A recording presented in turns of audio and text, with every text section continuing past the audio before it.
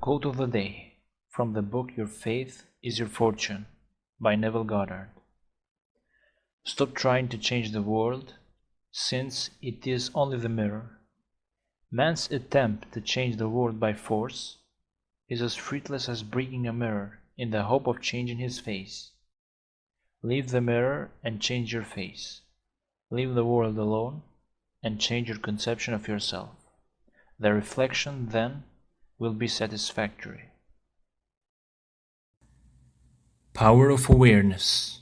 Chapter 10. Creation. I am God, declaring the end from the beginning, and from ancient times, things that are not yet done. Isaiah chapter 46, verse 9 and 10. Creation is finished. Creativeness is only a deeper receptiveness for the entire contents of all time and all space, while experienced in a time sequence, actually coexist in an infinite and eternal now.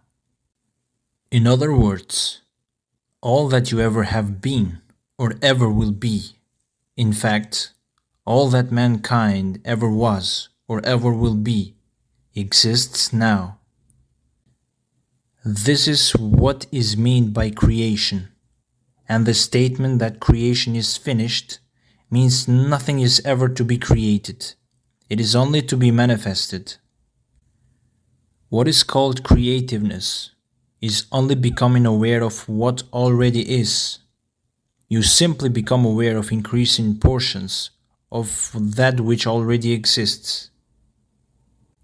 The fact that you can never be anything that you are not already, or experience anything not already existing, explains the experience of having an acute feeling of having heard before what is being said, or having met before the person being met for the first time, or having seen before a place or thing being seen for the first time.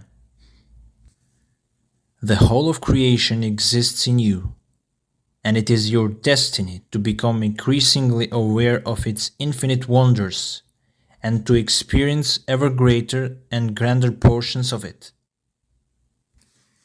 If creation is finished and all events are taking place now, the question that springs naturally to the mind is, what determines your time track?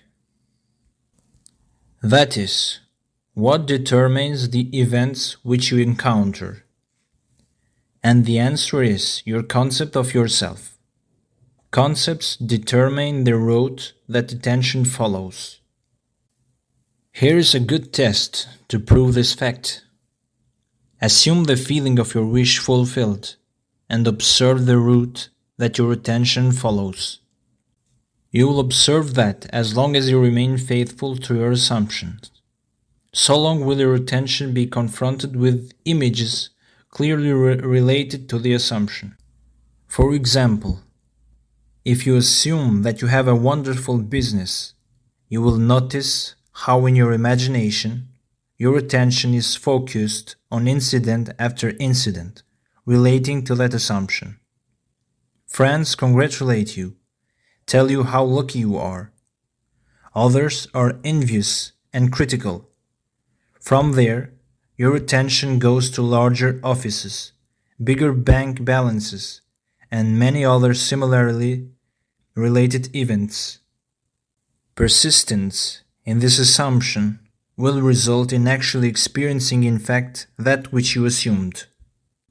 The same is true regarding any concept. If your concept of yourself is that you are a failure, you will encounter in your imagination a whole series of incidents in conformance to that concept. Thus, it is clearly seen how you, by your concept of yourself, determine your present, that is the particular portion of creation which you now experience, and your future, that is the particular portion of creation which you will experience.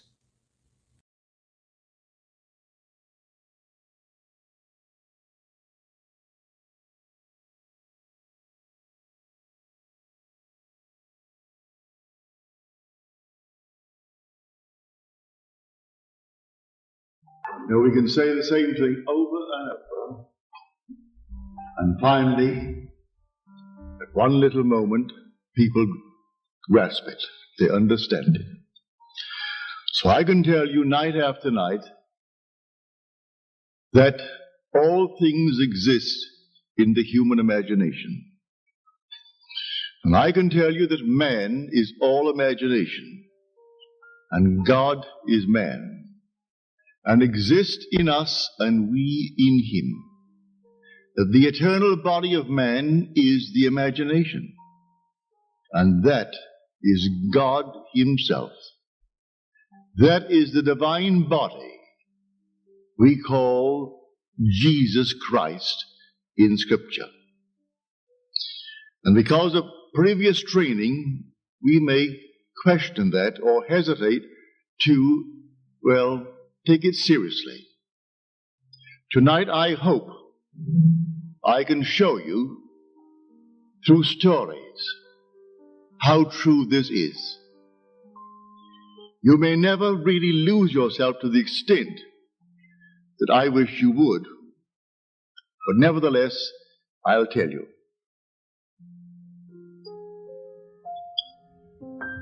Last Saturday, a friend of mine in from New York, she came in during the week and she was here on Friday. And I invited her to dinner on Saturday with a few other friends of hers out here. She called during the day and asked if she could come early. Could she come at 4 instead of 5 when I invited them? That she had things to tell me, and they would not understand it, and she would feel ill at ease in the presence of others in discussing these things. Now let me go back a little while with this lady. I met her here in this city 20-odd years ago. She was a beautiful young woman, about 30, a model. She had bought a little home for her parents and she was paying off the mortgage. And she said to me then, this is now 20-odd years ago, I've always dreamed of going to Paris. And I really don't have the money. I have enough in the bank to go tourist and live for just 1 week in a modest way. Go to some small little hotel or maybe some little rooming place. And only for a week. I couldn't afford beyond that. And even that seems stupid now, when I think that I'm still paying off on the house. I said, you're asking the wrong person for advice, because I'm not a rational person when it comes to the world. To me, I do not go along with the reasoning mind. I am talking of an entirely different principle. I am speaking of imagination, and imagination to me is Jesus Christ. And Jesus Christ to me is God. And there is nothing but God, and all things are possible to God. If you want me to give you a reason for going or not going, do not ask me. You want to go, and you have just enough for a quick one. 1 week in Paris, maximum. Go tourist and live modestly and come back. Well, she didn't tell me what she would do, but she did go. On the second day in Paris, on a blind date, she met a man, 23 years her senior. He was already married 5 times. There was no offspring, but they fell in love. He divorced his 5th, married her, and they were blessed with a child, the image of that man. When I saw pictures of him, he was born in Russia, when I saw pictures of him, it could have been pictures of his little boy. Through the years, well, the man is very wealthy.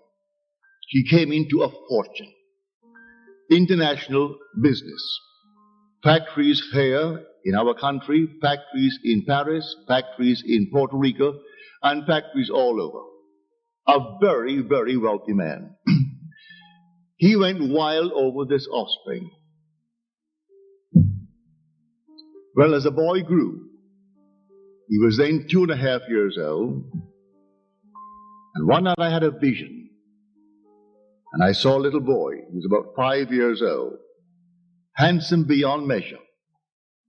And he told me that I was his father.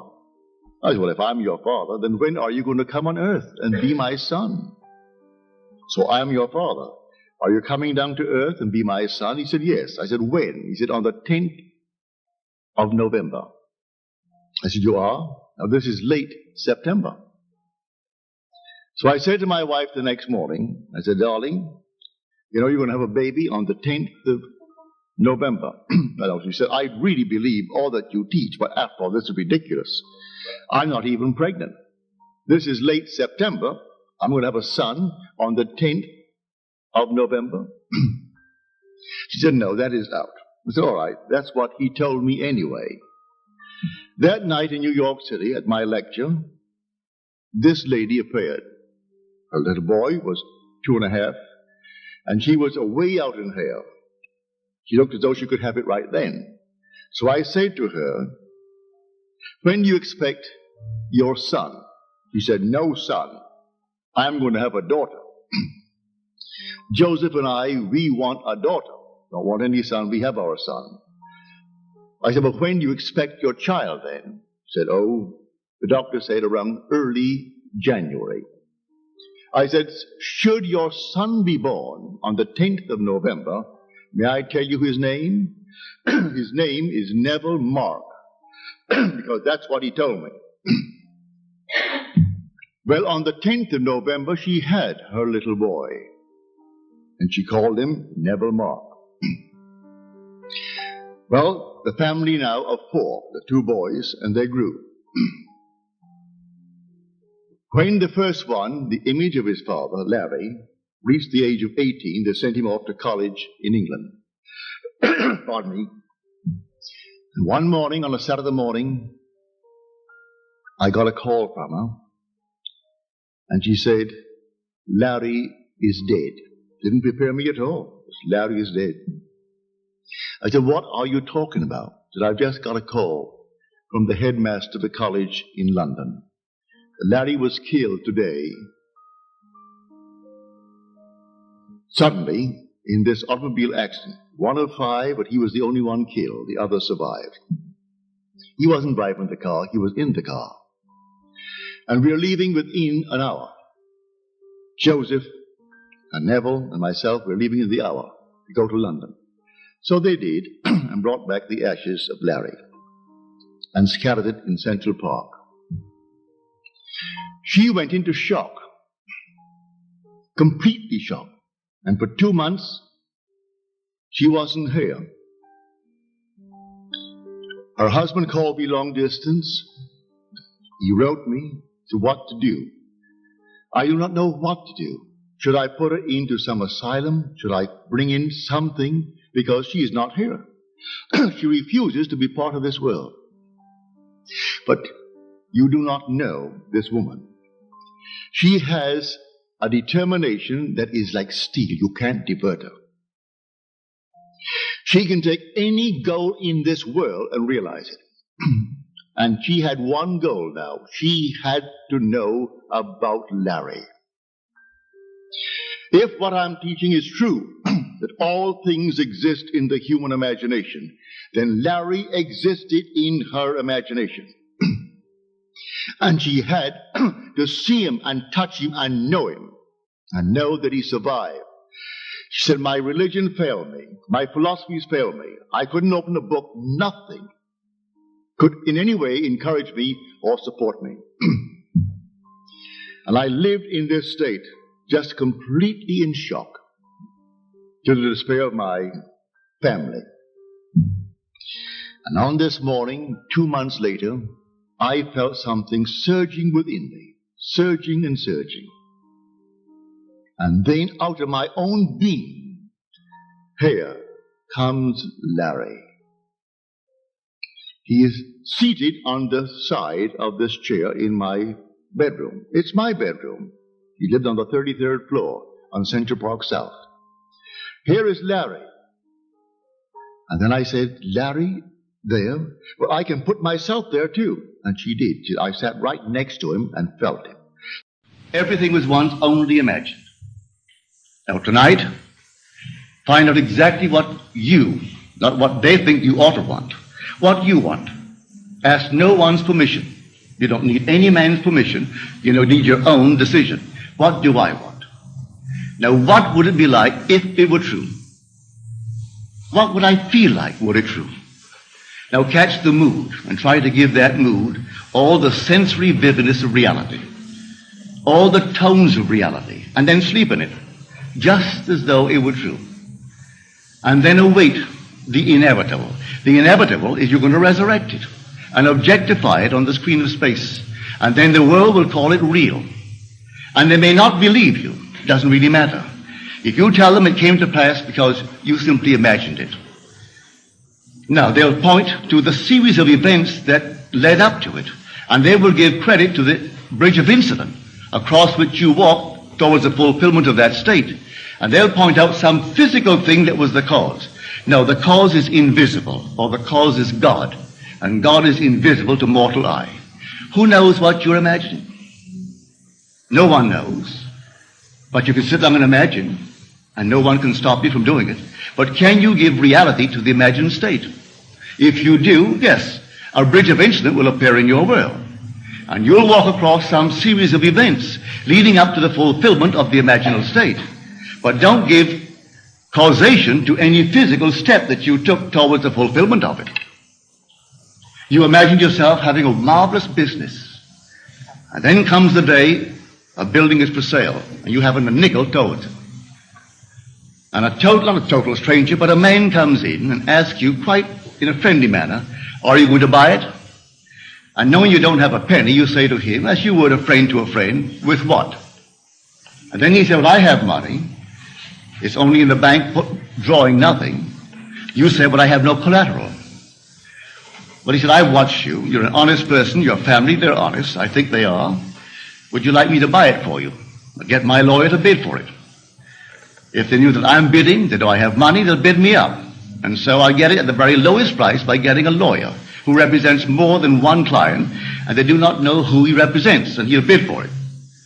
Are you willing to take it regardless of the price? And you say, yes, I'll take it. But I have no collateral. All I need is your signature, that you will simply pay 6% on whatever the price is, and then reduce that principal over a period of 10 years. Agreed? Yes. But then sign this, and we'll see if we can buy it. That day, you owned the building. And you didn't have one nickel when you owned the building that day. You only had your signature on a piece of paper. At the end of 10 years, you repaid the man his principal. You reduce it every year, paying him 6% on the remaining principal, and reduce the entire thing at the end of 10 years. That man dies 20 years later and leaves you $150,000 in cash, tax-free, and a couple of homes and many personal belongings. In the meanwhile, you continue in that business, and it multiplies and multiplies. And that year was 1922, 1924. This is now 1968. That building, I'm speaking factually, that building in 1924 is now gone. He paid only $50,000 for it. It was repaid and repaid. A bank 3 years ago bought the property, because the building was rotted, bought the property for $840,000 in cash and no capital gain. From $50,000 to $840,000. In the meanwhile, the business has expanded into all the other islands, so that today you couldn't buy them out for $15 million.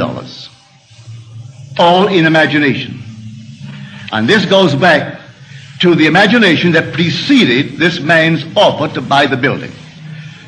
For the young man seeing this building and entertaining a thought that the present owners deceived his father, and through deception got him out of a partnership, a junior partnership. And he was moved not to get even, but to prove that he really had something within him and could be a success in spite of their deception. And so every day he would see on that marquee not their name, but his own family's name. And he would see it in his mind's eye, because you could not take their name and transliterate it and make it spell this man's family's name. But he saw it, and in his mind's eye he saw that name, which if true would imply the family owned it. He did it every day, twice a day for 2 years. And then came this sudden, out of the nowhere. And the whole thing was made possible, and today they're all over the islands. And they have no partners. They've never taken in one partner, never sold one bit of stock outside of a family ownership. All by imagination.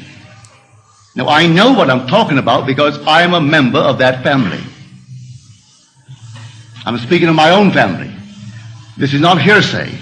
I know it. My second brother Victor was the one in whose imagination this whole thing began to bloom. And he still works all by imagination. He knows what he wants, and then after having decided in himself that's what I want, and that's good for the business, he then in his mind's eye, he appropriates it. And then let things happen. As told us in Scripture, the vision has its own appointed hour. It ripens, it will flower. If it be long, then wait, for it is sure, and it will not be late. Read that in the book of Habakkuk. Here is the true translation of that passage in Habakkuk. So when you know what you want, remain faithful to that assumption. And the assumption, though at the moment, is denied by your senses and denied by reason. If you persist in it, it will harden into fact. Are we not told that God calls a thing that is not seen as though it were seen, and then the unseen becomes seen? He calls everything from the unseen into the seen in this simple manner. For he is the resurrecting power. So if I assume that I am, I don't have to have evidence to support it. I assume that I am. I am what? Well, I name it. And having given it a name, given it form, given it definition, remaining in it, I resurrect it. So I know what I'm talking about. All I need from you is the acceptance of it. Will you believe it? Will you believe that with God all things are possible? Will you believe that all things are possible to men? Well, you can prove it in the not distant future. But you are the operant power. It will not work itself. If you dare to assume this very night that you have a better job than you now hold, or that you have a larger income, you may be fired tomorrow. Don't be concerned. On reflection, you'll see it was necessary to move you towards the fulfillment of your assumption. You could be fired. And I wouldn't bat an eye if you told me tomorrow, well, I did what you told me. You know what happened? I was fired. I have seen that. It takes someone to fire you to get you into a better job. I have seen that time and again. I wouldn't go out and quit the job. You may be promoted in the job, or you may be invited by some other concern that is competitive to join them. I do not know how it happens. I only know if you remain faithful to the assumption, it's going to happen. And you're going to be promoted towards the fulfillment of the state that you have dared to assume that is yours. I could tell you unnumbered stories along this nature. So here I say, dwell in the end. The end is where we begin. For if I've seen my name on the marquee, that's the end. I don't wait for the incident to take place in my world to move from one to the other, leading up to that. I dwell in the end. If I go to the very end, what would it be like were it true?